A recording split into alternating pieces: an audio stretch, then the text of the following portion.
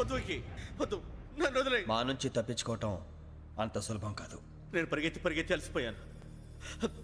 ఏం కావాలి? నీ ప్రాణం అక్కర్లేదు, నీ ఆస్తి అవసరం లేదు. ఏదో అవసరానికి 2000 అప్పుడైతే ఇలా చంపేపోతారని జీవాజీ. ఆయన అప్పు తీసుకున్న తప్పించుకుని తిరగాలి కానీ ఆపేసి మీకు అక్కడ పెట్టండి. కొత్త అప్పు ఇవ్వకూడదని. ఇదిగో వెంకీ, కావాలంటే నీకు ఇచ్చిన పాత బాకీ మర్చిపోతాను, నన్ను వదిలే. మీరు మమ్మల్ని వదలనా? మేము మిమ్మల్ని వదలలేమండి. మీ దగ్గర అప్పు తీసుకున్న నిజం మమ్మల్ని నీలా వెంటాడు. అందుకు నన్ను ఎంత ఆడుతున్నారా? నన్ను అంతగా నాయపసలేదు. ఉండి లేదంటే మొత్తం లేకుండా పోతారు. ఇప్పుడు మీకు ఇస్తే జరిగేది అదే. ఇస్తే ఇవ్వండి, లేకపోతే మానేయండి, అంతేగాని శుక్రవారం పూట అశుభ మాటలు మాత్రం ఆడకండి. శుక్రవారం లేదు, శనివారం లేదు, అసలు వడ్డీ వ్యాపారమే చేయడం లేదా? జీవాజీ, డిస్కషన్స్ అనవసరం. ఇప్పటికి 18,000 ఇచ్చారు, ఇంకో 2,000 ఇస్తే 20,000 రౌండ్ ఫిగర్ అవుతుంది. 2 రోజులు తిరిగి ఇచ్చేస్తాం. వీళ్ళకి ఇప్పుడు దాకా ఇచ్చింది 14,000 కదా, 18,000 అంటాడేమిటి పెచ్చనాయాలు? పడ్డాడు కక్కుర్తాడు. సంగతి వరకు తెలిసి అసలేనయ్యా, ఇదే నేను మీకు ఇచ్చే ఆఖరి అప్పు. మీరిచ్చిన ప్రతిసారి ఇలాగే అంటారు. ఉత్తినే వచ్చిందని తగలేయకుండా ఊరికే వచ్చింది ఏంటి? అబ్బాయి ఏం లేదండి. జాగ్రత్తగా ఉపయోగించి పైకి రావాలయ్యా. సరే, ఈ 2,000తో 20,000 సంపాదిస్తారు. అదే కూర్చొని ఆలోచిస్తాం. ఆ జీవగాడు ఎప్పటికైనా జీవితంలో పైకి రావాలంటాడు. రోజు ఇంత పైకి వస్తాం తెల్లడికి. రే, మనం దొరికిన వాళ్ళ దగ్గర అప్పు చేసి తాగెత్తనం. ఇలా ఎన్నాళ్ళు పిచ్చేవాళ్ళు ఉన్నన్నాళ్ళు తెలిసిన వాళ్ళందరూ అయిపోయారు, ఇంకెవరు మిగిలారా? అందుకే నేను ఎప్పుడు అంటూ ఉంటాను, సర్కిల్ బెంచ్ మని ఒక రెండో పెంచుకుందామన్నా ఎవడు కోఆపరేట్ చేయట్లేదా? మనం చూస్తేనే జంప్ అక్కడ. అరే వడ్డీ ఎంతైనా పర్వాలేదు, అప్పు ఏంట్రా అంటే ఒక ముందు రాడే. ముందుకు వస్తే వాళ్ళు వెనక్కి వెళ్తారని భయం. భయం భయం భయం, ఎక్కడ చూసినా భయం. ఎన్నాళ్ళు ఈ భయం? మనల్ని చూస్తే మనకే పరమ అసహాయం చేస్తుంది. మనకే కాదు, ఊళ్ళో వాళ్ళందరికీ కూడా అదే ఫీలింగ్. అందరూ డిగ్రీ 3 సంవత్సరాలు చదివి పాస్ అయితే మనం 6 సంవత్సరాలు చదివి పాస్ అయ్యాం. మరి ఉద్యోగం ఎవడి? ఉద్యోగాలు ఇవ్వక, అప్పులు ఇవ్వక, తాగేది ఎలాగా, బతికేది ఎలాగా? అరే మనం మాత్రం మనుషులం కాదా? మనకి కోరికలు ఉండవా? ఇప్పుడు మనం ఆలోచించాల్సింది అది కాదు, రేపటికి ఎవరిని చంపాలి. కాలనీలో ఎవరు సార్?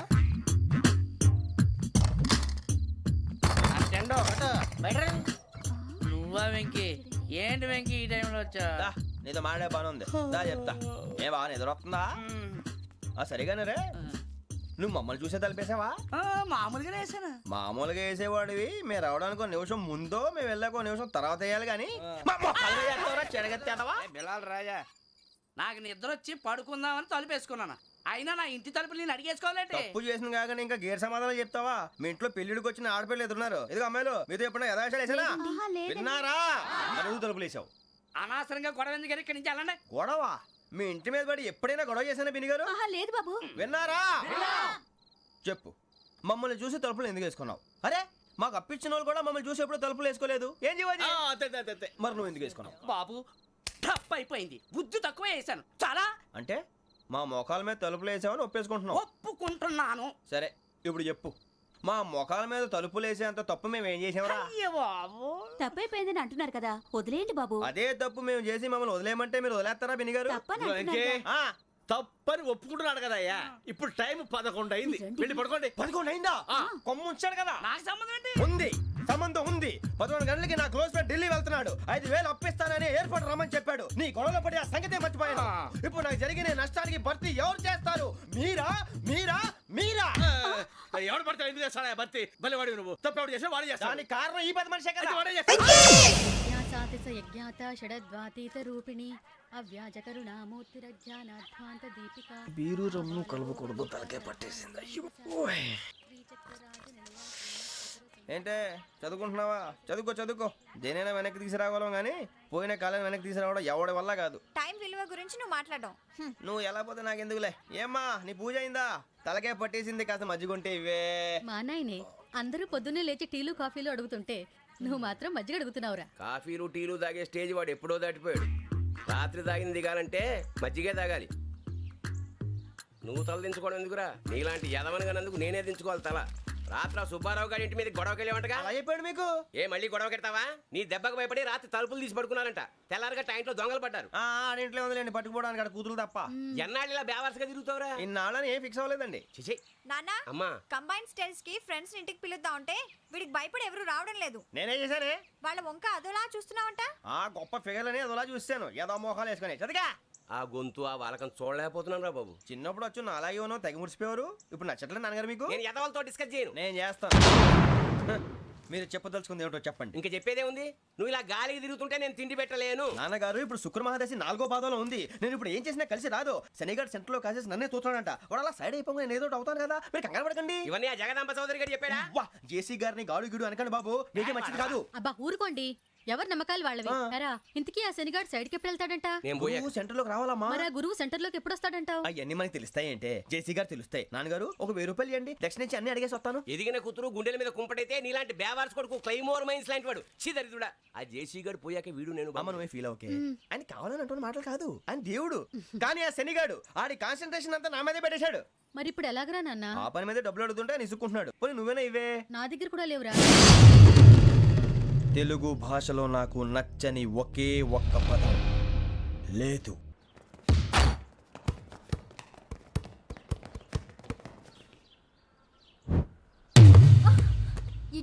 అరే సోరే బాల్ తీసుకురారా.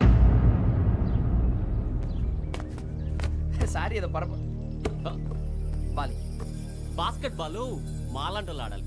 మీలాంటి మాసన కొడుకులు ఆడితే ఇలాగే ఉంటుంది. ఇలాగే ఇలాగే ఇలాగే ఉంటుంది. అమ్మాయిల ముందు ఫోర్స్ కొడతావా? ఆహా, అయితే నిన్ను కొడతా.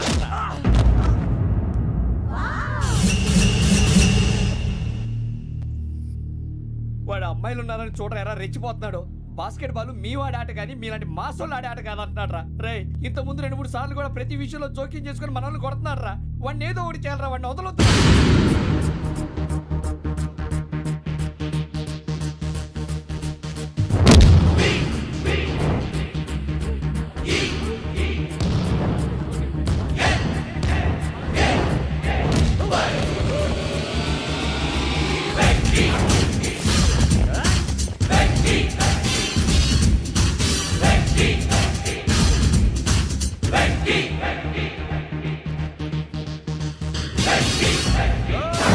ఆడపిల్లలంటే ఎవరికైనా దెబ్బ తగిలితే అయ్యో అంటారు, మీకేమో ఎవరైనా కొడితే కామెడీ. కొట్టిన వాళ్ళు మీ దృష్టిలో హీరోలు. ఇప్పుడు నేను పచ్చడి కొడేస్తాను, నేను హీరోని అయిపోతానా? ఏంట్రా రెచ్చిపోతున్నావు? మాకు ఛాన్స్ ఇవ్వా?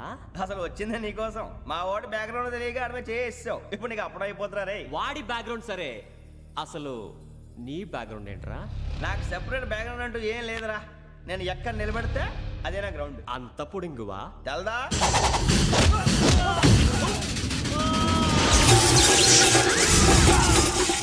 ఎవ్వా మన మామిడి కొట్టినప్పుడు వావ్ అన్నారు, ఇలాగే ఉంటుంది.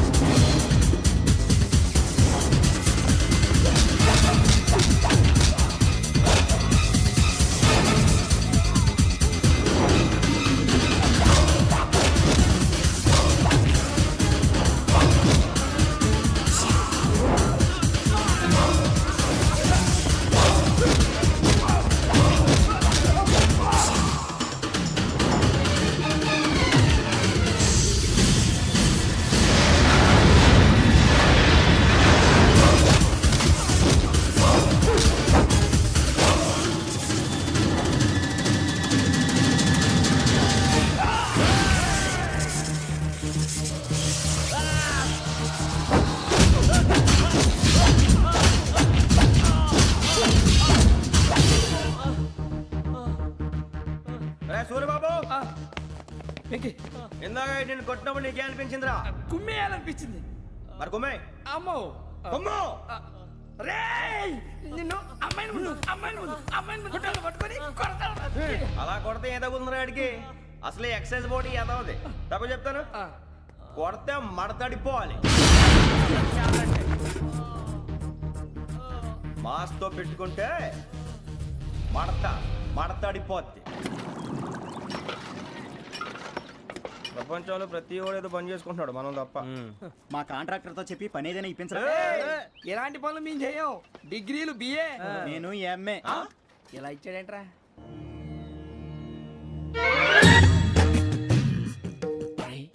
కళ్ళు మూసుకుని ఉన్నాడు, కొంపదీసి నిద్రపోతున్నాడేంటి? ధ్యానం కళ్ళు మూసుకొని ఎవరినో కాంటాక్ట్ చేస్తున్నారు. అవునా? అబ్బా. రామ్ ప్రసాద్, నీకు నిజం చెప్పాలంటే బాధగా ఉంది, కానీ చెప్పక తప్పదు. ఎందుకంటే అది నిజం కాబట్టి. Correct sir, correct. ఏంటి సార్ అది? నీకు 40 ఏళ్ళు వచ్చే వరకు కష్టాలు తప్పవు. గురుజీ, అవి మామూలు కష్టాలు కావు, అష్ట కష్టాలనే చెప్పాలి. ఉదాహరణకు అవి ఎలా ఉంటాయంటే, దొరక్క నీకు ఫుడ్ దొరికితే అది నీ నోటికందే లోగా నీ కాలో నీ చెయ్యో తగిలే మట్టిపాలైపోతుంది. నీ వాకలికి తట్టుకోలేక అప్పు కోసం ఎండను పడి వెళితే అక్కడ తాళం వేసి ఉంటుంది. మరో కఠోరమైన నిజమేమిటంటే, నీ దరిద్రాన్ని చూసి భరించలేక నీ భార్య లేచి వెళ్ళిపోతుంది. ఒక్కతేనా ఎవరితోనన్నా? తప్పు. అతని దురదృష్టాన్ని చూసి ఎగతాళి చేయకు రమణ. Sorry sir. ఇదయ్యా రాంప్రసాద్, నువ్వు ఈ 40 ఏళ్ళు ఈ నరకాన్ని అనుభవించక తప్పదు. 40 ఏళ్ళ తర్వాత అలవాటైపోతుంది. ఇక నువ్వు వెళ్ళొచ్చు. ఏమో వెంకటేశ్వరరావు, కులాసైనా రమ్మన్నారట. నీకు శుభవార్త చెబుదామని పిలిపించాను. ఏంటి గురుజీ? నీకు శుక్రమహాదశ ప్రారంభం అవబోతుంది. అంటే శనిగా సెట్ అయిపోయినట్టేనా? ఆల్మోస్ట్ అయిపోయినట్టే.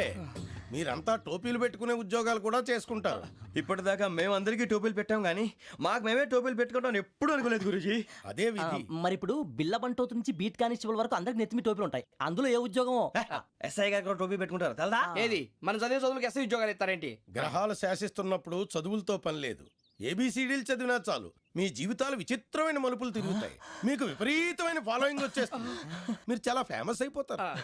వింటానికి చాలా బాగుంది. ఇప్పుడు మమ్మల్ని ఏం చేయమంటారు గురూజీ? ఏమీ చెయ్యదు, వెయిట్ చేయండి.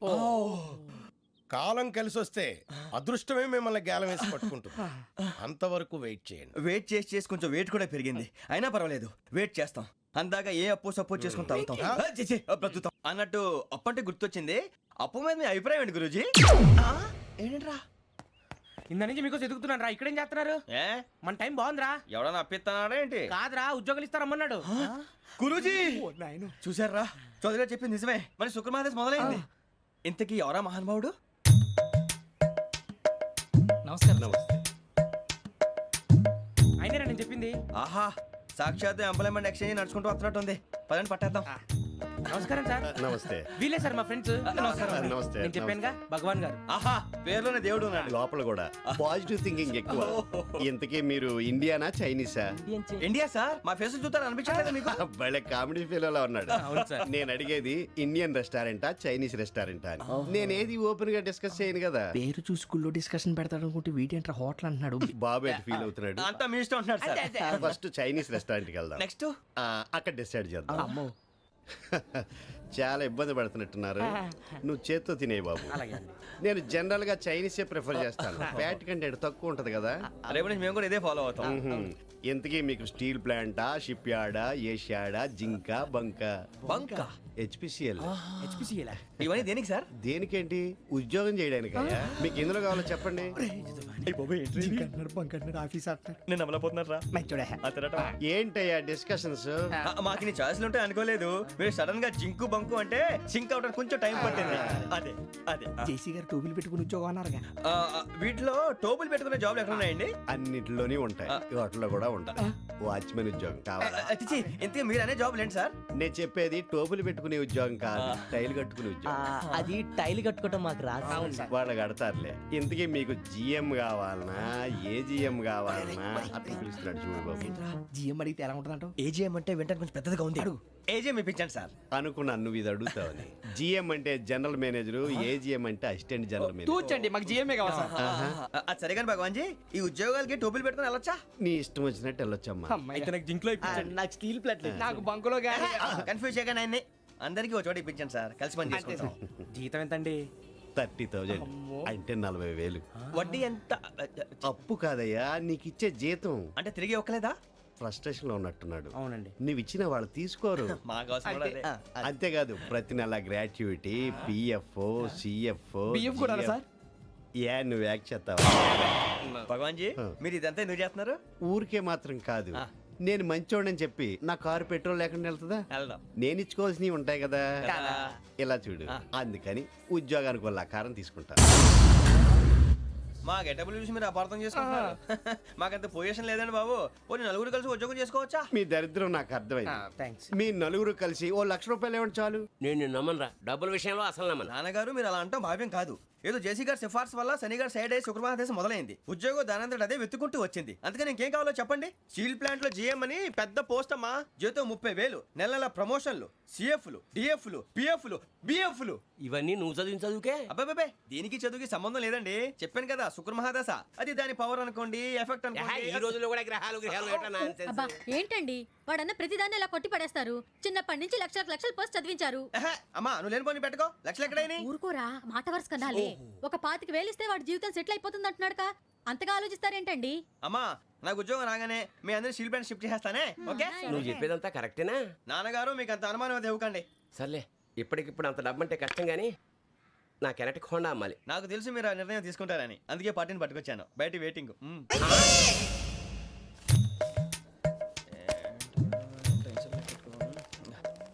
ఇవ్వండి. భగవాన్ జీ మీతో నాకు కుదరదండి. మీరు తేడా మనుషుల్లా ఉన్నారు. చూడటానికి అలా కనపడతాం కానీ తేడా మనుషులు కాదండి. ఇది ఎంతో లెక్క పెట్టండి. 5,000 తగ్గిందండి. ఆ విషయం నాకు ముందు చెప్పాలి కదా. ఇది తేడాతనం కదా. సర్దుబాటు కాక జరిగిన పొరపాటు. మా దరిద్రం మీకు తెలియంది కాదు. మీ ప్రాబ్లమ్స్ నాకు అనవసరం అండి. ఇప్పటికే మీ మూలంగా 3 లక్షలు బొక్క తెలుసా. మీరు ఫేస్ అంత చిరాగ్గా పెట్టకండి. రే ఆ గొలుసు ఎవరా? తొందరగా ఎవరా? ఆయన కోపం వస్తుంది. ఇదిగో తీసుకోండి. తీసుకోండి ప్లీజ్. భగవాన్ గారు తీసుకోండి సార్ ప్లీజ్. భగవాన్ గారు మీ కోపం తగ్గిందా? కోపం కాదు వెంకటేశ్వర గారు, ఎందుకో మోసాన్ని భరించలేను. అది నా బలహీనత. ఇవన్నీ వదిలేయండి. ఇంకోసారి పొరపాటు జరగదు. మేము ఎప్పుడు జాయిన్ అవ్వాలో చెప్పండి. కొత్త బట్టలు కొనుక్కోవాలి. మీరు ఆ పనిలో ఉండండి. పొద్దున్నే గుడికి వెళ్ళి 9:30 కల్లా మొన్న వచ్చారే ఆ ఆఫీస్కి వచ్చేయండి. మీ అపాయింట్మెంట్ ఆర్డర్స్ రెడీగా ఉంటాయి. 8:30కి వచ్చేస్తాం. మీరు వచ్చిన వాళ్ళ తలుపులు తీరు. మీ కంగారు నేను అర్థం చేసుకోగలను. ఇంతకాలం పని లేక స్తంభించిపోయిన మీ జీవితాలు ఇక నుంచి వేగం పుంజుకుంటాయి. ఆయన ఉన్నారా? ఎవరు? భగవాన్ గారు. మీరెవరు? ఆయన క్లోజ్ ఫ్రెండ్స్. సరే లోపల రండి. పదా సార్ వీళ్ళు భగవాన్ క్లోజ్ ఫ్రెండ్స్ అంటారు. సరే నువ్వు వెళ్ళి నేను మాట్లాడతా. సార్ మీరంతా భగవాన్ స్నేహితులా? అవును, అలాంటి స్నేహితులు ఉన్నందుకు గర్వపడుతున్నాం. సరే ఏంటి సంగతి? ఏముంది, మా అపాయింట్మెంట్ ఆర్డర్ చేస్తే పట్టుకులు చేరిపోతాం. ఈ రోజు గురు పౌర్ణమి, మంచి రోజు. అపాయింట్మెంట్ ఆర్డర్ ఏంటి? మీకు అందాల్సిన నీకు అందనట్లేదు. ఏంటది? ఏంటంటావేంటి? ఒక్కోడు 25,000 ఇచ్చాం. భగవాన్ గారి హెల్పింగ్ నేచర్ కాబట్టి తక్కువ రేటుకి ఒప్పుకున్నాడు. ఇంతకీ ఇది ఏ ఆఫీసో మీకు తెలుసా? తెలుసుకోవాల్సిన అవసరం మాకు లేదు. కానీ చెప్పాల్సిన అవసరం మాకుంది. యాంటీ కరప్షన్ బ్యూరో అంటే అవినీతి నిరోధక శాఖ. లంచం తీసుకోవటమే కాదు, ఇవ్వటం కూడా నేరం. మీ భగవాన్ గారు ఒక 420. మా బాబుకి ఎన్ని తిట్లు వచ్చిన విషయం నిన్నే తెలిసింది నాకు. ఇంతవరకు మా బాబు నా ఒట్టుమే చేయలేదని మీ అందరితో గర్వంగా చెప్పుకునేవాడిని. First time man handing record 5,000 తక్కువే నా గోల్ చెలుగు లాగేస్తాడు. అరే కోపడకండి రా, వాడు ఇక్కడే దొరుకుతాడని మా ఫ్రెండ్ చెప్పాడు. తొక్క దొరుకుతాడు. మీకు జింక్ లో కావాలనా, బంక్ లో కావాలనా, స్టీల్ ప్లాంట్ లో కావాలనా, షిప్ యార్డ్ లో కావాలనా? అంటే ఎక్కడ పడితే అక్కడ ఇప్పిస్తారా సార్? ఎక్కడ పడితే అక్కడ ఎలా కావాలంటే అలా చేసుకుందాం. ఇబ్బంది ఏమీ లేదు. ఆపరేషన్ లో కావాలనా? అవి గేమ్స్ కదా సార్. ఆ స్పోర్ట్స్ కోటా లేవయ్యా. ఏమైంది సార్? ఉద్యోగాలు ఇప్పించమని ఎంట పడుతున్నారు. నువ్వు టచ్ లో ఫోన్ చేయ.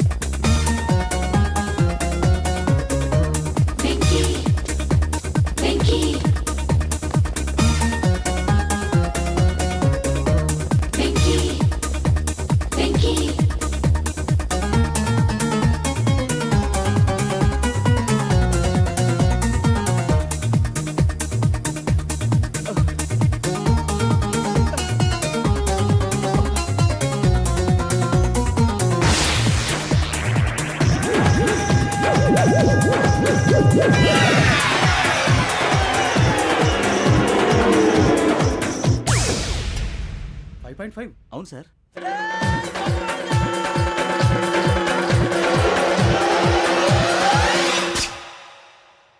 గ్రేట్.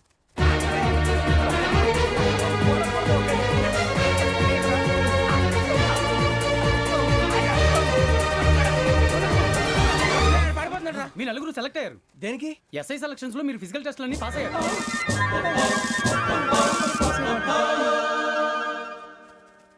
కానీ మేము అప్లై చేయలేదు సార్. అప్లై చేయలేదా? చేయి వదలకండి సార్, కాలు పట్టుకోవాల్సి వస్తుంది. రాగరాకు వచ్చిన అవకాశం. సరే, మీరంతా డిగ్రీలు పాస్ అయ్యారా? ఎప్పుడో. ఓకే, ఇప్పుడు అప్లై చేయండి. Thank you sir. నేను మేనేజ్ చేస్తాను. Thank you sir. మీరు రిటర్న్ టెస్ట్ ప్రిపేర్ అలాగే అవ్వండి. సార్. All the best. రేయ్, ఈ పరీక్షల్లో సమాధానాలని ఏబిసిడ్యూల్లోనే ఉంటాయి. ప్రతి ప్రశ్నకి 4 ఏదో ఒకటి కరెక్ట్ ఆన్సర్. ఏది కరెక్టో మనకు తెలియదు కదరా. నీకు ఏబిసిడ్యూల్ తెలుసు కదా? తెలుసు. అయితే కళ్ళు మూసుకుని 4 ఏదో ఒకటి రాసుకుంటూ పోతాం. మన అదృష్టం బాగుండి అవి కరెక్ట్ అయితే పాస్ అయిపోతాం. ఎస్ఎల్ కూడా అయిపోతాం. వారిని ఏబిసిడీలు వస్తే ఎస్ఐలు అయిపోతాం అని తెలిస్తే నాన్న కష్టాలు పడి డిగ్రీలు చేసేవాళ్ళం కాదు కదరా. రెడీ, స్టార్ట్ చేద్దాం. నీ ఇష్టదేమో ఆంజనేయ స్వామి. వేసుకో. నీ ఇష్ట పొలిటీషియన్ వాజ్పేయి. ఏబిసిడీలో రావాలి. నేషనల్ లెవెల్లో కాదు, స్టేట్ లెవెల్లో 7. స్టేట్ అయితే చంద్రబాబు నాయుడు. సిఎస్కో. నీకు ఇష్టం క్రికెటర్ ఎవర్రా? Mister dependable. ఆడేవడరా? ఓ నీ క్రికెట్ లో విజ్ఞాన ప్రదర్శనలో ద్రావిడు. డిఎస్కో. వేసావా? నీకు ఇష్టమైన నటుడు? బాలకృష్ణ. సమర్సింహారెడ్డిలో డీటెయిల్స్ వద్దు, బిఎస్కో. అయిపోయిందిరా. అందరూ దీన్నే ఫాలో అవ్వాలి. రాత్రికి ఏబిసిడీలు బాగా బట్టి పట్టండి. అందరూ ఏవే ఆన్సర్లు రాయాలి. మునిగితే అందరూ కలిసి మునుగుదాం. అయినా గురువారం పాటు గురుమేట్ల మీద కూర్చొని రాసింది ఖచ్చితంగా జరుగుతుందని జేసీ గారు చెప్పారు. మన ప్రయత్నం మనం చేద్దాం, మిగిలింది ఎక్కడికి వదిలేద్దాం. ఆయన కూడా ఏదో పని ఉండాలి కదా.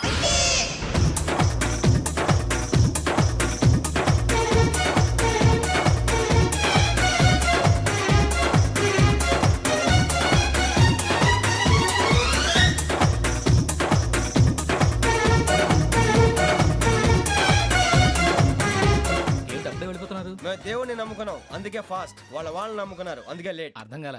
మా కాన్సెప్ట్ నీకు అర్థమైతే గుండాకి సత్తావు. వస్తా.